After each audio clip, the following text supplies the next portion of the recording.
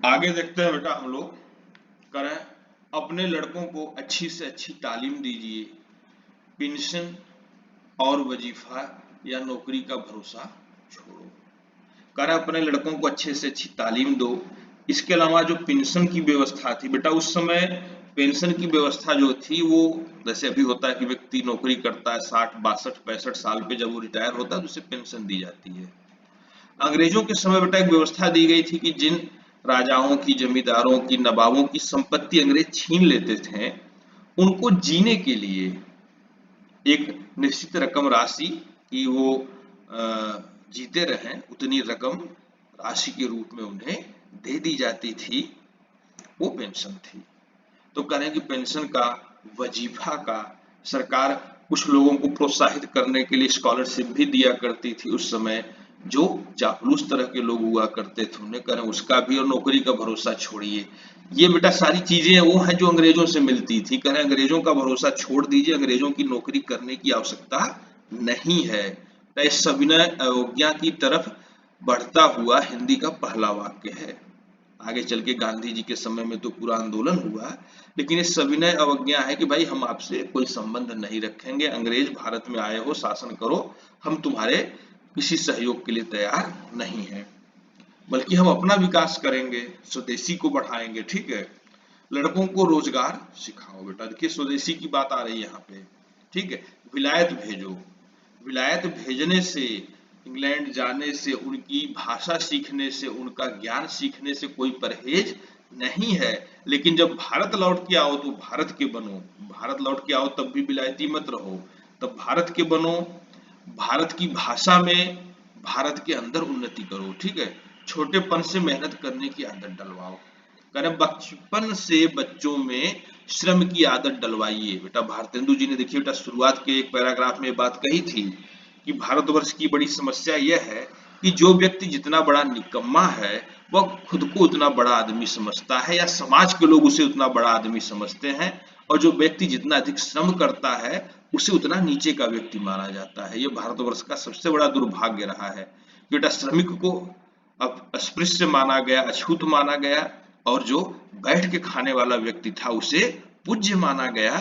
तो कह रहे हैं कि नहीं, परिश्रम की आदत डलवाइए बच्चों को बचपन से। ये बैठकर खाने वाली जो परंपरा है इसका परिष्कार होना ही चाहिए। करें बंगाली, मराठा, पंजाबी, मद्रासी, वैदिक, जैन, मुसलमान, ब्राह्मण, मुसलमान, सब एक का हाथ एक पकड़ो। करें सब एक दूसरे का हाथ पकड़ लो। संघर्ष का समय है, देश को बचाने का समय है। कारीगरी जिसमें तुम्हारे यहाँ, करें बेटा ऐसी कारीगरी सीखनी जिससे क्या हो, यहाँ बढ़ते तुम्हारा रुपया, करें हमारा रुपया यहाँ क्या हो, बढ़े। ऐसी चीजें सीखनी जिससे हमारे देश का धन बढ़े, तुम्हारे देश में ही रहे, और करें कि वो क्या हो, वह धन बढ़ने के बाद साथ ही आपके देश में ही रहे। अब देखिए बेटा बहुत महत्वपूर्ण बात कह रहा है गांधी जी ने। इस पर एक पूरा आंदोलन चलाया, विदेशी चीजों का बहिष्कार हुआ, क्योंकि हमारी अर्थव्यवस्था चौपट हो रही थी। अंग्रेजों का बेटा भारतवर्ष में जो अंग्रेजों की रुचि थी वो भी इसीलिए थी कि वो भारतवर्ष को अपना एक उपनिवेश बनाना चाहते थे। उपनिवेश बाजार है बेटा, जिसमें हम कच्चा माल खरीदते हैं, बनाकर फिर पक्का बेच देते हैं। ठीक है, मैं आपसे आपकी चीज 2 रुपए में खरीदूं, उसे कुछ सजा धजा करके, उसको अच्छा आकार दे करके फिर आपको 10 रुपए में बेचूं, इस प्रकार की परंपरा भारतवर्ष में अंग्रेज चला रहे थे। उनके लिए एक बाजार था, ये उपनिवेश था ये देश। कह रहा बेटा कि देखो जैसे हजार धारा होकर गंगा समुद्र में मिलती है। कह रहे देखो जैसे बंगाल के डेल्टा क्षेत्र में गंगा नदी हजार धाराओं में विभाजित होकर के जाके समुद्र में मिलती है, कह रहे वैसे ही तुम्हारी लक्ष्मी हजार तरह से इंग्लैंड, फ्रांसीसी, जर्मन, अमेरिका को जाती है। कह रहे वैसे ही तुम्हारा जो धन है वो अलग अलग माध्यमों से, छोटे छोटे माध्यमों से कहाँ पहुंच जा रहा है, इंग्लैंड पहुंच जा रहा है, फ्रांस पहुंच जा रहा है, जर्मन और अमेरिका पहुंच जा रहा है। करें दिया सलाई ऐसी तुच्छ वस्तु भी वहीं से आती है। करें की स्थिति यह है कि दिया सलाई जैसी, माचिस जैसी छोटी सी चीज भी कहां से हम मंगाते हैं, इन्हीं विदेशों से मंगाते हैं।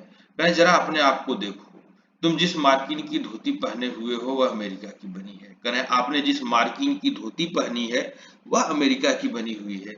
जिस लंकलाट का तुम्हारा अंगा है, अंगा यानी बेटा कुर्ता है, वह इंग्लैंड का है। करें फ्रांसीसिस, फ्रांस की बनी कंघी से तुम सिर झाड़ते हो। करें और फ्रांस की बनी हुई कंघी से आप क्या करते हैं, अपने बालों को संवारते हैं। और जर्मन की बनी चरखी की बत्ती तुम्हारे सामने जल रही है। और बेटा जिस सभागार में भारतेंदु जी बोल रहे हैं, संभवतः रात्रि का समय है और सामने जो बत्ती जल रही है वह भी कहाँ की है, करें कि जर्मन से आई हुई है। करें यह तो वही मसल हुई कि एक बेफिक्रे मंगनी का कपड़ा पहनकर किसी महफिल में गए। करें एक बेफिक्रा व्यक्ति, एक ऐसा व्यक्ति जिसे किसी चीज की परवाह नहीं होती, जिसे अपने मान सम्मान की कोई परवाह न हो, ऐसा व्यक्ति क्या करता है, मंगनी के कपड़े पहन करके एक महफिल में चला जाता है। करें कपड़े को पहचान कर एक ने कहा, अजी अंगा तो फलाने का है। कपड़ों को पहचानने के बाद एक व्यक्ति कहा, भाई ये तो मैं पहचान रहा हूं, ये कुर्ता आपका नहीं है, ये कुर्ता फला व्यक्ति का है। दूसरा बोला, अजी टोपी भी फलाने की है। दूसरा पहचान गया, बोला कि भैया सर पे जो टोपी पहन रखे हैं, जो सम्मान का प्रतीक है आपके, वो भी आपका नहीं, आप दूसरे का सम्मान अपने सर पे लिए घूम रहे हैं।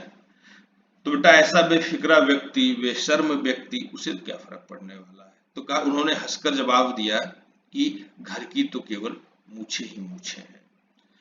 तो उन्होंने बेटा जवाब दिया कि घर की यानी अपनी केवल मूछें हैं। बेटा ये भाषागत विशेषता है कि ब्रज भाषा में, ब्रज क्षेत्र में अपने के लिए लोग घर का प्रयोग करते हैं। यानी अगर कोई बात उन्हें कहनी है कि उदाहरण के लिए बेटा अगर क्रिकेट की टीम गई हुई है और उन्हें पूछना है कि अपनी टीम खेल रही है या दूसरी, तो पूछेंगे कि घर की टीम खेल रही है या दूसरी। बेटा घर की मतलब अपनी, ब्रज भाषा में, ठीक है। तो यहाँ पे अपनी से ही मतलब है कि अपनी केवल मूछें ही मूछें हैं। हाय अफसोस, तुम ऐसे हो गए कि अपनी निज की काम की वस्तुएं भी नहीं बना सकते। करें कि हम ऐसे हो गए, हमारे पूर्वज जो मिट्टी की झोपड़ियों में बैठ करके तारा ग्रहों की गति नाप लिया करते थे। बेटा आज भी भारतवर्ष में चंद्र ग्रहण कब लगेगा, सूर्य ग्रहण कब लगेगा, ये नासा से नहीं पूछा जाता है, ये हमारे पंचांग बताते हैं। हमारे पूर्वजों का ज्ञान विज्ञान इस स्तर पर था, ठीक है। अगस्त ऋषि का एक श्लोक पढ़ के यूरोप का एक वैज्ञानिक बेटा बल्ब जलाने की टेक्निक को सीख जाता है, वह बैटरी बना लेता है, लेकिन भारतवर्ष के लोग सब कुछ भूल चुके हैं। तो ऐसे भारतवर्ष को जगाना आवश्यक है। तो अपनी चीज पे आते हैं हम लोग, करें ऐसे हो गए हो, ये अपने काम की वस्तुएं भी नहीं बना सकते। भाइयों अब तो नींद से चौंको, करें नींद से जागो मत, चौंको। जो अचानक उठ जाता है व्यक्ति हड़बड़ी में, वह जगना है, ठीक है। अगर अपने देश की सब प्रकार से उन्नति करो और अपने देश की जिस जिस प्रकार से उन्नति कर सकते हो करो, ठीक है। जिसमें तुम्हारी भलाई हो वैसे ही पुस्तकें पढ़ो। करें जादू की पारलौकिक कहानियां ये मत पढ़ो, ऐसी किताबें पढ़ो जिससे क्या हो, तुम्हारी भलाई हो। वैसे ही खेल खेलो, वैसी ही बातचीत करो। करें खेल भी ऐसे खेलो जिसमें तुम्हारा शरीर मजबूत हो। बैठकर जुआ मत खेलो जिससे तुम्हारी बुद्धि नष्ट हो। खेल ऐसे खेलो कि शरीर स्वस्थ हो। वैसी ही बातें करो, ऐसी ही बातें करो जिससे तुम्हारा बौद्धिक विकास हो। ऐसी बातें मत करो जिससे तुम्हारा मानसिक पतन हो। परदेशी वस्तु और परदेशी भाषा का भरोसा मत रखो। कारण कि परदेशी वस्तुओं का और भाषा का भरोसा मत रखो। तो आप लोग देखे होंगे भारतेंदु जी कह रहे थे कि ऐसे समय में जब यूरोप की या इंग्लैंड की उन्नति के तमाम चीजें हमारे पास है, किताबें हैं, उपकरण हैं, तो हमें उनका अध्ययन करना चाहिए। तो बेटा देखिए ये बात विरोधाभासी नहीं है। भारतेंदु जी कह रहे हैं कि हमें उनकी भाषा का, उनकी वस्तुओं का, उनके ज्ञान का अर्जन करना चाहिए, लेकिन इस प्रकार से नहीं कि हम फिर वही बन जाएं, ठीक है। हमें अंग्रेज बनना नहीं है, ठीक है। विलायत जाना है, विलायत जाके सीखना है, लेकिन विलायती बनना नहीं है, ठीक है। करें कि इनका भरोसा मत रखो, अपने देश में अपनी भाषा में उन्नति करो। करें अपने देश में आओ और अपनी भाषा में उन्नति करो।